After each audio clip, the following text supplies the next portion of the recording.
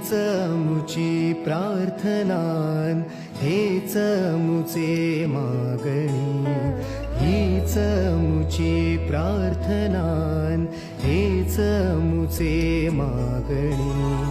माणसाने माणसाशी माणसासम वागणे.